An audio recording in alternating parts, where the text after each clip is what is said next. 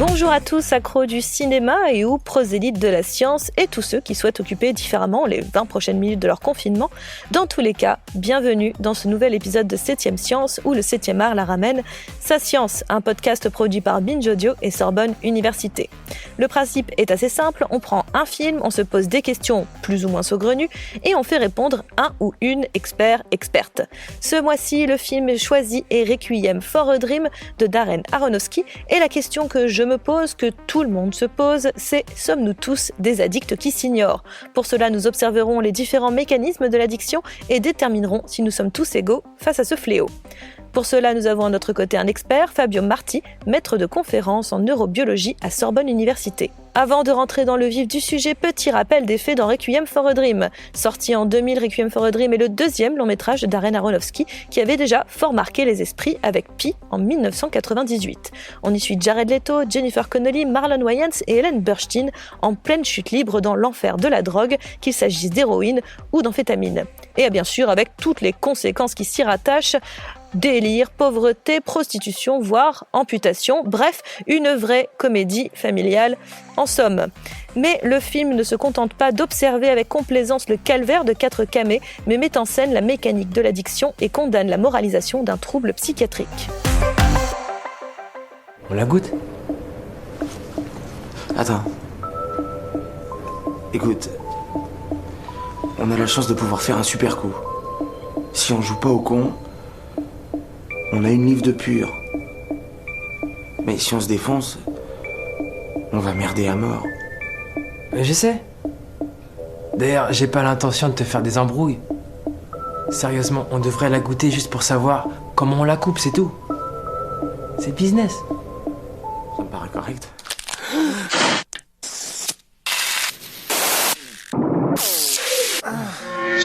Fabio, vous avez vu le film, qu'est-ce que vous en pensez ? Écoutez, moi j'ai trouvé qu'il était assez fidèle à certains symptômes de l'addiction, qu'il était intelligemment monté parce que il est un peu découpé en saisons et on voit que c'est une maladie qui est évolutive, qui va avec des héros qui vont avoir leur haut et leur bas. Ça illustre assez bien le fait qu'on n'est pas tous égaux face aux addictions, et je trouve qu'il y avait un parallèle intéressant avec la mère du héros qui, elle, sombre progressivement dans une dépendance face à un médicament pour finalement peut-être glisser elle aussi vers une addiction. Justement, c'est un point de vocabulaire que je voulais voir avec vous. Quelle est la différence entre dépendance et addiction ? Alors, si vous voulez, le sujet qui est non dépendant, on va considérer que c'est quelqu'un qui prend une substance par intérêt récréatif. Le sujet qui, lui, est dépendant, c'est un sujet qui va prendre la substance par contrainte. Mais ça suffit pas à définir quelqu'un qui développe une addiction. Une addiction, c'est une maladie comportementale qui implique une part de dépendance, c'est-à-dire qu'on prend aussi la substance par contrainte, mais on la prend parce qu'on a développé des syndromes de sevrage qu'on n'avait pas avant d'être exposé à cette substance, et surtout parce qu'on a des pulsions de la consommer, même lorsqu'on n'a pas de syndrome. Et ce qui définit vraiment la pathologie, c'est une perte de contrôle de la consommation de cette substance, alors qu'on le sait qu'elle est finalement mauvaise pour nous. On peut aussi être dépendant à un médicament qu'on prend pour son bien-être. On n'a pas le choix de le prendre. Si on arrête de le prendre, on se sent moins bien. Ça peut être des antidépresseurs, ça peut même être des traitements pour des maladies chroniques, comme par exemple le diabète.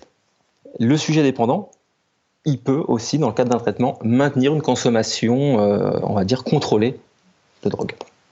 Et donc, est-ce qu'on peut définir, vous parlez de maladie chronique, est-ce qu'on peut définir l'addiction comme une maladie chronique ? Oui, c'en est une, et c'est ce qui la rend d'ailleurs compliquée. Il ne faut pas croire que le fait de développer une addiction, c'est simplement prendre de manière régulière une substance. On n'a pas des syndromes de l'addiction uniquement quand on est sous l'effet de la substance. C'est des syndromes qui existent entre les périodes de prise, et même très longtemps après un éventuel sevrage, on est encore malade, on a encore des symptômes, on peut faire des rechutes. Ça, c'est parce que les substances qui rendent dépendantes, elles vont faire des changements à long terme sur notre cerveau. et nous forger des habitudes, des envies, des pulsions, même en l'absence de produit. Donc c'est pas une maladie qui se règle simplement avec le fait de faire sortir la drogue de l'organisme. On parle souvent de toxicologie, c'est pas forcément le bon terme, parce que la toxicologie, a priori, lorsqu'on n'est plus sous l'effet de la substance, on n'est pas malade, alors que l'addiction, c'est une maladie du comportement, donc c'est des choix qui sont modifiés sur le long terme pour obtenir la substance. Même quand on n'est pas sous l'effet de cette substance, on va avoir des mécanismes de prise de décision biaisés et on va être dans un état anormal. Voilà. Et c'est quoi alors les symptômes de l'addiction? Parce que dans le film, à un moment donné, je pense à la mère, là jouée par Ellen Burstyn, Sarah, qui voit un frigo qui s'en prend à elle. Est-ce que c'est un symptôme commun? Non, alors c'est pas forcément, c'est pas un symptôme commun. Les hallucinations comme ça va concerner que certaines substances. Hein. La plupart du temps, c'est pas lié à l'addiction. Ce qui va revenir comme symptôme de l'addiction, ça va surtout être une perte de contrôle de la consommation de la substance. Hein. Simplement, par exemple, vous dites je vais boire un verre, et puis en fait on en enchaîne 5, 6, 10 toute la nuit, bien qu'on sache pertinemment que ça va avoir un effet négatif pour notre santé sur le court terme, parce que le lendemain on sera mal, et sur le long terme, parce qu'on s'abîme le foie. Ça va être petit à petit un appauvrissement des autres activités considérées comme agréables. Hein. Ça peut être social, le travail, toute récompense naturelle en fait, qui commence à s'appauvrir au détriment de la drogue. Et des comportements orientés vers la recherche de la substance, quoi qu'il en coûte. Et les plus connus, sinon, à part ça, c'est quand on arrête de prendre la substance, bien évidemment, des syndromes de manque qui varient d'une substance à l'autre, mais qui peuvent être extrêmement difficiles à surmonter, autant physiquement que psychologiquement. Donc en fait, il y a vraiment cette idée de plaisir peut-être et de vouloir renouveler ce plaisir-là. Mais concrètement, qu'est-ce qui se passe peut-être sur je vais employer des mots que je ne maîtrise pas, hein, sur nos cellules ou j'en sais rien. Enfin, qu'est-ce que ça provoque dans le corps qui fait qu'on crée cette addiction plutôt que cette dépendance en tout cas? Alors, ce qu'il faut savoir, c'est que ces substances, si on les prend et si elles causent cette pathologie, c'est parce qu'elles vont pouvoir agir au niveau de notre cerveau en remplaçant des neurotransmetteurs qui sont normalement utilisés par nos aires cérébrales pour effectuer des tâches endogènes dont on a besoin au quotidien. Un exemple simple, la nicotine, par exemple, elle va remplacer l'acétylcholine dans notre cerveau. L'héroïne et les opiacés vont remplacer les endorphines ou les encéphalines sécrétées par notre cerveau. Et donc elles vont aller se fixer sur des récepteurs qui leur sont propres. Elles vont détourner le fonctionnement normal de notre cerveau, de nos fonctions. Et ce qu'on sait, c'est que ces substances, même si c'est par des mécanismes différents, parce qu'elles ont toute une cible moléculaire différente, elles vont toutes avoir un point d'entrée commun qui va être ce qu'on appelle le circuit de la récompense du cerveau. Le circuit de la récompense, il est vaste, il est complexe, mais le point de départ de ce circuit, c'est les noyaux dopaminergiques qui sécrètent la dopamine donc dans tout le cerveau. Ces substances, elles ont un effet, c'est que lorsqu'on en prend, on va activer ces neurones dopaminergiques et libérer cette dopamine dans le cerveau. Lorsqu'elle est libérée, elle sert à indiquer la valeur d'un événement. Quand on a une libération de dopamine, on considère qu'un événement est positif. Quand on a une diminution de cette libération, au contraire, on va plutôt considérer l'événement comme aversif. Et donc ce système qui marque les récompenses, qui donne valeur aux choses, il est utilisé naturellement par notre cerveau pour nous faire apprendre à reproduire ou pas des comportements. Et donc, a priori, dans le fonctionnement normal, lorsque vous obtenez pour la première fois une récompense, quelque chose, on va dire, d'agréable, cette dopamine, elle est libérée, et donc vous êtes motivé à reproduire le comportement que vous avez fait pour l'obtenir. Et petit à petit, ce système va vous faire passer dans une condition habituelle, où vous savez que tel événement, telle chose est bonne pour vous, et donc vous reproduisez votre comportement. Normalement, ce système, il est très actif au début lorsque la récompense est nouvelle, quand l'événement est nouveau, dans tout le moment où on apprend. Et puis petit à petit, quand on a enregistré qu'il fallait refaire l'action, que tel événement était bon, il va s'activer en théorie de moins en moins. et on va passer sur un mode plutôt habituel. On a appris, il n'y a plus besoin de développer une forte motivation. Et la drogue, à chaque fois qu'on en prend, on active ce système, et à chaque fois qu'on en reprend de nouveau, c'est pharmacologique, on recrée cette libération de dopamine, ce qui fait qu'on apprend sans cesse que l'action de prendre la drogue est bénéfique pour nous. Et donc c'est ce qui va détourner notre système naturel du cerveau qui nous sert à faire des choix entre ce qui est bon, ce qui est pas bon, et on reproduit l'action. Ah oui, donc y a pas, en fait, on n'apprend pas au fur et à mesure à aimer la drogue, en fait. C'est-à-dire qu'à chaque fois, c'est elle qui nous réapprend à l'aimer. C'est ça. Enfin, on l'apprend, mais on est forcé de l'apprendre, quoi. Et c'est pas que la drogue, c'est tout le contexte qui est autour de la drogue, puisqu'on va associer un environnement à un plaisir qui va arriver. Souvent, les gens disent qu'ils sont dépendants au geste, par exemple, lorsqu'ils fument. C'est simplement parce que ce système-là, le système dopaminergique, à partir du moment où vous voyez une cigarette, que vous l'attrapez, que vous enclenchez tout le schéma qui va vous faire arriver jusqu'à l'arrivée de la nicotine, il s'active pour vous dire ça c'est bien ce qui va se passer, il va falloir recommencer.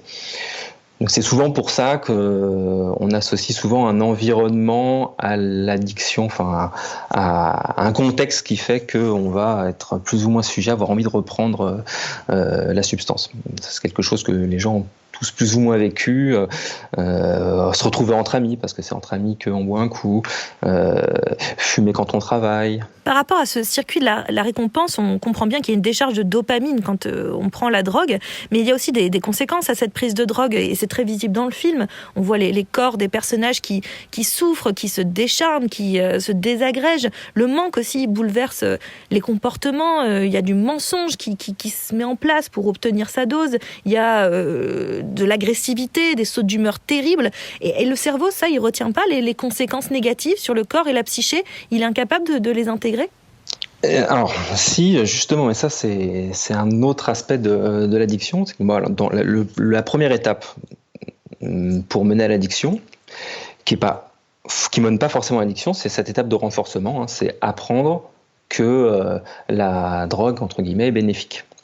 Après, lorsqu'on est réexposé à la drogue souvent, on développe des mécanismes qu'on appelle de tolérance et de sensibilisation. Alors le mécanisme de tolérance, c'est que on ressent de moins en moins les effets négatifs de la drogue, mais également de moins en moins les effets positifs. Donc on a besoin de plus en plus de substances pour pour combler cette motivation nouvelle qu'on a appris à la prise de substances. Et également les effets négatifs étant moindres, on va pouvoir augmenter les doses. Donc on va augmenter les doses pour se satisfaire, et on va pouvoir le faire parce qu'on va se sentir moins mal. Qui veut passer un bon moment ?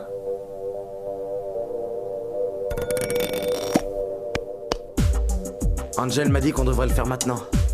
J'appellerai Brody demain. Qui c'est ? Le dealer adoré. Il a une cam d'enfer. Ouais, terrible. Écoute Marion, on a pensé à un truc. Quoi ? On en achète une bonbonne, on la coupe, on se fait le double de thunes sans problème. Putain, ouais, après on se prend une livre de pur et c'est la retraite. Tu vois ce que je veux dire ? On arrête de zoner. Fini les sales plans, on se la coule douce. C'est quoi le risque ? L'autre aspect qui se met en place, qui est moins bien étudié, c'est les phénomènes de sensibilisation qui font que lorsqu'on a été exposé une première fois à une drogue, le cerveau s'en souvient même très longtemps après, et même si on n'a pas pris la drogue pendant longtemps, lorsqu'on la reprend, on a tout de suite les effets positifs plus forts que les effets négatifs.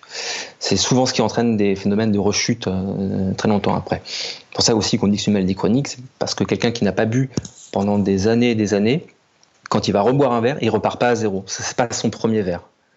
Il raccroche un mécanisme mnésique de la pathologie, parce que le système de récompense qui a été suractivé pendant des années à cette substance garde une plasticité forte.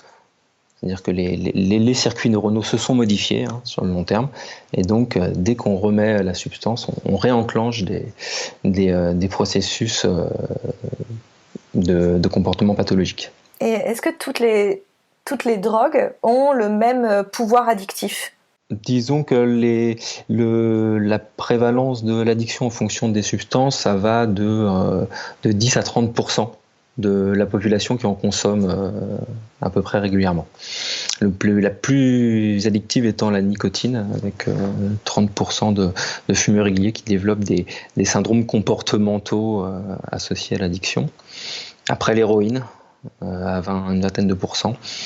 Ça paraît beaucoup, mais par rapport à ce qu'on a longtemps pensé, qui était de dire, à partir du moment, on l'entend des fois parfois, si on prend régulièrement une substance, c'est qu'on est dépendant. C'est pas tout à fait vrai déjà, on n'est pas forcément dépendant parce que tant qu'on la prend par plaisir et pas par contrainte parce qu'on se sent mal derrière, c'est pas vraiment la définition de la dépendance. Et surtout, même si on la prend régulièrement, on n'est pas forcément addict parce que tant qu'on est capable de réguler sa consommation et de pas passer le clair de son temps à organiser sa vie autour de la drogue, on n'est pas forcément dans le cadre pathologique, quoi. D'accord. Et vous parliez aussi d'être égaux, en fait. C'est-à-dire, est-ce que littéralement tout le monde peut devenir addict ou est-ce qu'il y a une prédisposition, peut-être génétique, à l'addiction ? Est-ce qu'on est tous des addicts potentiels ? Ouais, alors là, je vais faire un peu attention parce que oui, je pense qu'on est tous des addicts potentiels. Il ne faudrait pas imaginer qu'il y a des gens qui seraient complètement protégés contre cette pathologie. Hein. C'est pas parce qu'on ne sombre pas dedans que quelque part, si on avait eu une autre vie ou si on avait rencontré une autre substance, on ne serait pas tombé dedans, mais c'est vrai qu'on n'est pas tous égaux et il y a des gens qui vont avoir des prédispositions par rapport à d'autres. On sait que c'est une maladie qui est multifactorielle, il y a des facteurs environnementaux, ça va être notamment le stress. Dans certains moments de stress, on va plus être sensible à l'effet récompensant des substances, on va pouvoir sombrer dedans. Il y a l'historique familial aussi qui joue beaucoup. Hein. Si on a été dans un environnement où une substance était consommée de manière très libre et très régulière, on va avoir plutôt tendance à en consommer de manière naturelle peut-être plus tard. Il y a aussi des facteurs de hiérarchisation sociale qui sont plutôt étudiés chez les animaux, mais qui existent aussi chez les humains. C'est-à-dire ? C'est-à-dire que, en règle générale, les animaux ou les gens qui sont dans une situation de détresse sociale ou de stress social chronique vont avoir plutôt tendance à consommer de la substance. Et enfin, ce qui nous différencie aussi énormément, ça va être certains aspects biologiques, notamment des prédispositions génétiques qui sont en train d'être découvertes beaucoup en ce moment, ou même un état de santé général, parce qu'on sait qu'il y a une forte comorbidité qui existe entre certaines maladies psychiatriques liées à l'anxiété, comme la dépression par exemple, qui vont favoriser l'apparition de l'addiction. Plus une drogue est accessible dans son milieu proche, plus on a de chances d'y être exposé et plus on a de chances de la rencontrer à un moment donné de la vie où on va être plus ou moins faible, stressé, anxieux, dépressif. Et ça, c'est quelque chose qui va énormément catégoriser le devenir de la personne qui consomme la substance. Dans Requiem for a Dream, tous les personnages viennent d'une catégorie sociale populaire. Je dirais, ils consomment donc de l'héroïne et des amphétamines, c'est les drogues qu'on voit dans le film. Mais est-ce qu'on peut en tirer la conclusion éventuellement qu'il y a des drogues par catégorie sociale ? Il y a clairement des substances qui vont être beaucoup plus toucher certains milieux, hein. Notamment les opiacés, hein, l'héroïne, ça c'est quand même plutôt dans les milieux pauvres, hein, essentiellement parce que c'est quand même moins cher que d'autres drogues comme la cocaïne. Le crack par exemple, qui est une drogue qui a un très fort pouvoir addictogène, qui va être énormément consommée parce que elle est moins chère à fabriquer, plus facilement distribuée. Donc c'est qu'il faut voir que sans doute les substances qui vont avoir un fort impact sur la santé vont être plus facilement prises par des gens qui se posent moins de questions sur le long terme peut-être que des gens sur le court terme. Mais il y a forcément un problème d'accessibilité à la drogue, quoi. C'est pour ça que finalement les substances les plus pernicieuses sont celles qui qui sont en vente libre, consommées partout, et nous, autour de nous, on a plein de gens qui en consomment sans pour autant être dans un contexte d'addiction, donc on peut oublier que ça peut nous arriver aussi. Comme quoi, vous pensez à quoi ? Comme le tabac ou l'alcool.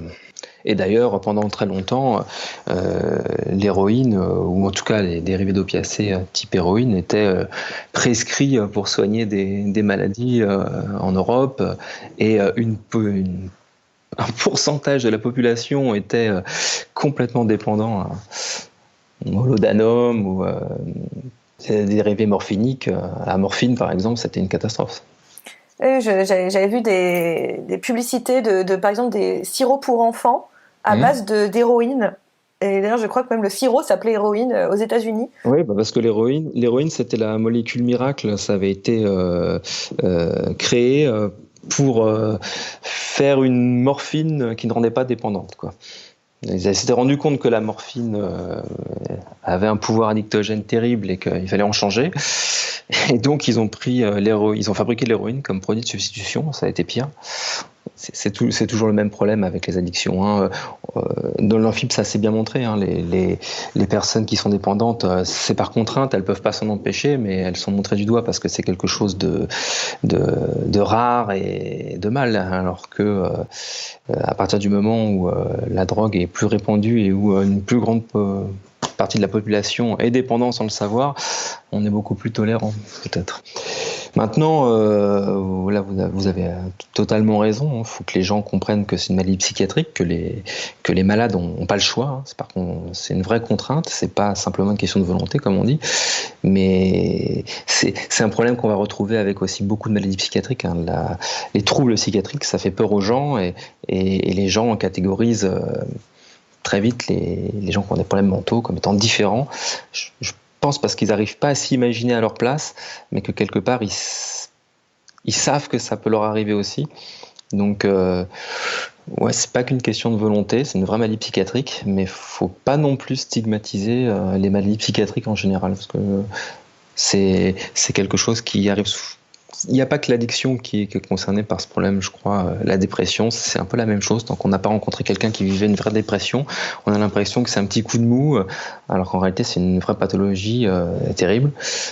Et je pense que oui, en France, peut-être qu'on manque de connaissances plus approfondies de ce qu'est une maladie psychiatrique et du fait que ce sont des vraies pathologies qui ont des causes physiologiques au niveau du cerveau, parce que des événements traumatisants, une substance ou quelque chose a modifié la façon de fonctionner de notre cerveau. Et après, on n'est plus maître de rééquilibrer notre cerveau. Ça prend du temps.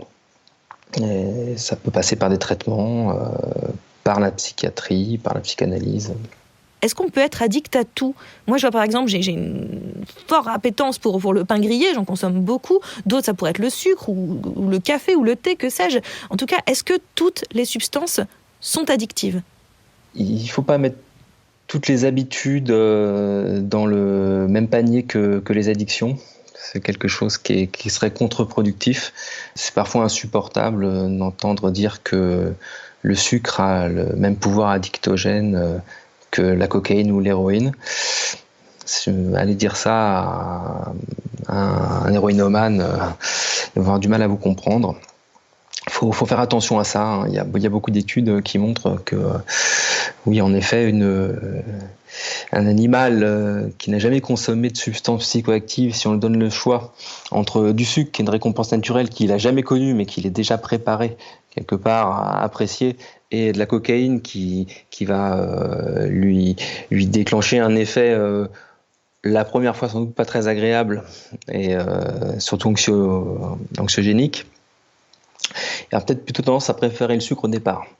Par contre, si on lui apprend à consommer de la cocaïne régulièrement, il va être capable, s'il a le choix entre le sucre, même se nourrir ou consommer de la substance, de mourir de faim pour consommer de la cocaïne, voire même de s'en injecter ou d'en consommer jusqu'à faire une overdose. Et la réalité, c'est que la souris, par contre, fait pas une overdose, elle va pas consommer du sucre jusqu'à en mourir. Ouais. Merci beaucoup Fabio Marti. Grâce à vous, je regarderai mon grille-pain avec toujours autant d'amour et je n'aurai pas peur de lui. Et en tout cas, merci d'être passé, nous avoir donné quelques nouvelles de l'addiction. 7e Science, c'est fini pour aujourd'hui, mais on se retrouve dans un mois, confiné ou non, pour un nouvel épisode de ce podcast produit par Binge Audio et Sorbonne Université. En attendant, vous êtes parés pour briller quand vous skypez. Oui, on s'adapte.